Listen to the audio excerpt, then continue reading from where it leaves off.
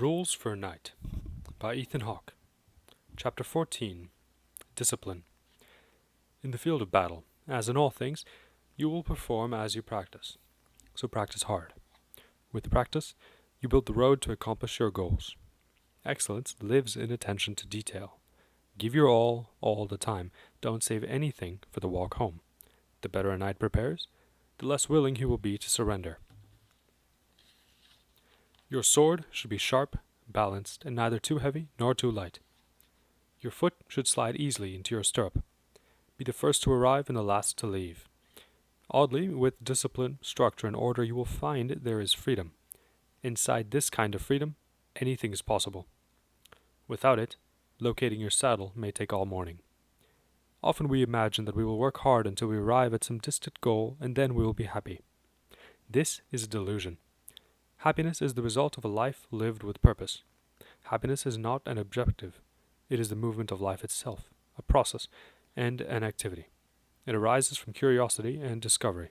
Seek pleasure, and you will quickly discover the shortest path to suffering. Other people, friends, brothers, sisters, neighbors, spouses, even your mother and I, are not responsible for your happiness. Your life is your responsibility, and you always have the choice to do your best. Doing your best will bring happiness. Do not be over-concerned with avoiding pain or seeking pleasure. If you're concentrating on the results of your actions, you are not dedicated to your task.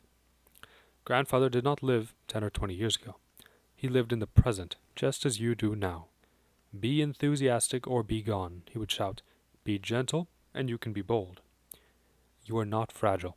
Engage. Being timid is often the result of being too self-critical and too self-concerned. A knight does not stop at each victory.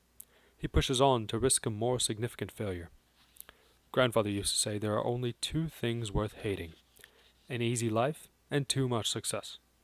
Beware of needing or wanting too much praise. Believe in yourself. Discipline, preparation, and experience are the only tools you need. A good example of grandfather's mental discipline is his handling of the whole unfortunate situation that arose with our uncle, Sir Rolfe Trumpington. Uncle Rolfe was actually grandfather's first cousin. For some reason, everyone always called him Uncle. He was extremely affluent and known for his generous gifts. Once, he gave every knight of Lanhadrock a gold brooch. It was expertly crafted and in the shape of a roaring lion. Grandfather insisted we all politely refuse the gift. There is no such thing as a free brooch, he said cryptically. He wanted us to simply tell Uncle Rolfe that, although we were immensely grateful, we were too concerned with the impoverished of our district to parade this kind of extravagant jewelry. Most all our knights thought grandfather was being old-fashioned and ridiculous. Some even accused him of being jealous. Many of our men, I think all but grandfather and myself, accepted the gift. A year later, for Christmas, we were each delivered a Spanish stallion. Again, against grandfather's wishes, many of our men accepted these beautiful horses. It's important, grandfather told me as he bade me to return the stallions to the Trumpington estate. From then on, gifts continued to everyone but us. Uncle Rolfe's generosity was seemingly endless. A few years later, I understood why. Sir Rolfe Trumpington was planning a large-scale conflict with a family on the outer reaches of Cornwall, along the Devon border. When the fight reached its crisis point, Uncle Rolfe called for the knights of Lanhadrock to ride by his side. Many did. Grandfather and I stood still. We could see the whole affair as the arrogant waste of lives that it was. That is where I lost Sir Richard.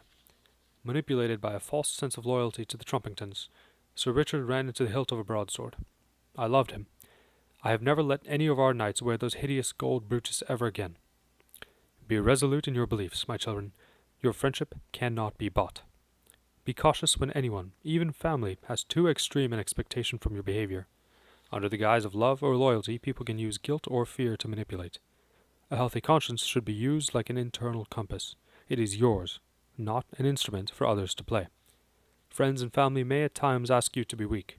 They may even beg you, but all anyone really wants is for you to be strong. End of chapter 14.